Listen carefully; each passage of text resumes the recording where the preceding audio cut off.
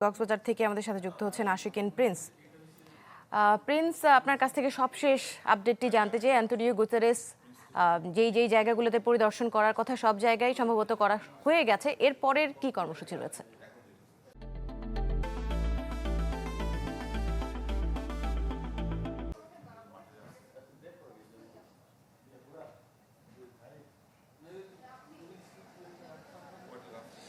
দৃষ্টি Antonio Guterres দুপুরের দিকে রোহিঙ্গা ক্যাম্পে আসেন এবং রোহিঙ্গা ক্যাম্পে এসে তিনি প্রথমেই ইউনিসেফ পরিচালিত একটি লার্নিং সেন্টার পরিদর্শন করেন এবং সেখানে রোহিঙ্গা শিশুদের সাথে তিনি কথা বলেন।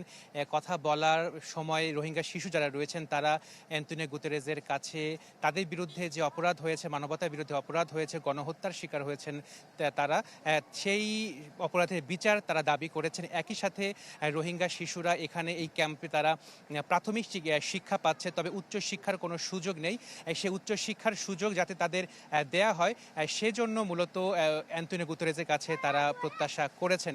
এবং অ্যান্তোনিও গুতেরেস তিনি তাদের প্রশ্নের উত্তরে বলেছেন যে জাতিসংঘও চায় যে রোহিঙ্গাদের বিরুদ্ধে যে মানবতার বিরুদ্ধে অপরাধ হয়েছে, গণহত্যা হয়েছে, সে অপরাধের বিচারও জাতিসংঘ চায় এবং সেই বিষয়ে তারা কাজ করবেন।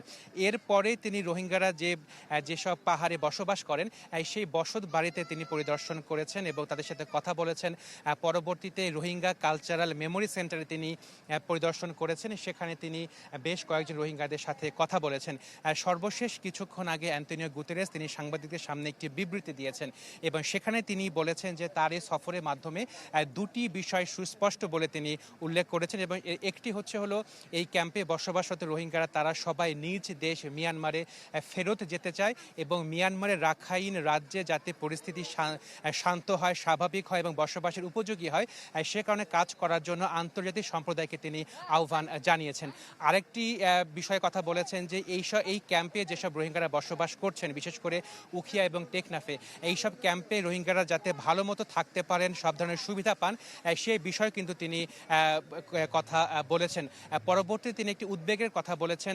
দৃষ্টি কিছুদিন আগে মার্কিন যুক্তরাষ্ট্র সহ ইউরোপের বেশ কয়েকটি দেশ এই রোহিঙ্গাদের সহায়তার ক্ষেত্রে কিছু অর্থ ছাড়ে কাটছাট করেছে। গুতেরেস সেখানে আশঙ্কা করেছেন যে এর ফলে রোহিঙ্গা ক্যাম্পে যারা বসবাস করছেন তাদের খাদ্য নিরাপত্তা একটি ঝুঁকি তৈরি হতে পারে।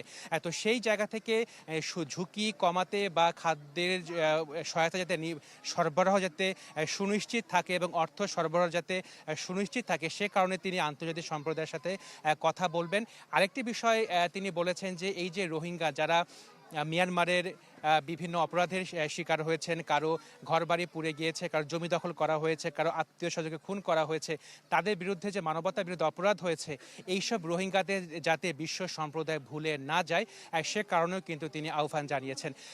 এর কিছুক্ষণ পরে এই রোহিঙ্গা ক্যাম্পের যে এই এলাকা থেকে তিনি চলে গিয়েছেন, তিনি এখন অন্য একটি ক্যাম্পে অবস্থান করছেন, সেখানেও তার কিছু কর্মসূচি রয়েছে। পরবর্তীতে অ্যান্তোনিও গুতেরেস এবং প্রধান উপদেষ্টা ডক্টর মোহাম্মদ ইউনূস তারা দুজন মিলে ইফতারে অংশ নেবেন এবং সেই ইফতারে প্রায় 1 লাখ রোহিঙ্গা সেই ইফতারে অংশগ্রহণ করবেন। মূলত অ্যান্তোনিও গুতেরেস যিনি জাতিসংঘের মহাসচিব, তিনি রমজান উপলক্ষে রোহিঙ্গাদের প্রতি সংহতি জানাতে এবং বাংলাদেশের নাগরিকদের প্রতি সংহতি জানাতে মূলত এই সফরটি করছেন।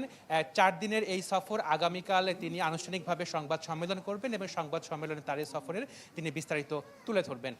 জি জি প্রিন্স, ধন্যবাদ আপনাকে আমাদের সাথে যুক্ত হওয়ার জন্য। আমরা ফিরবো প্রয়োজনে আবারও আপনার কাছে।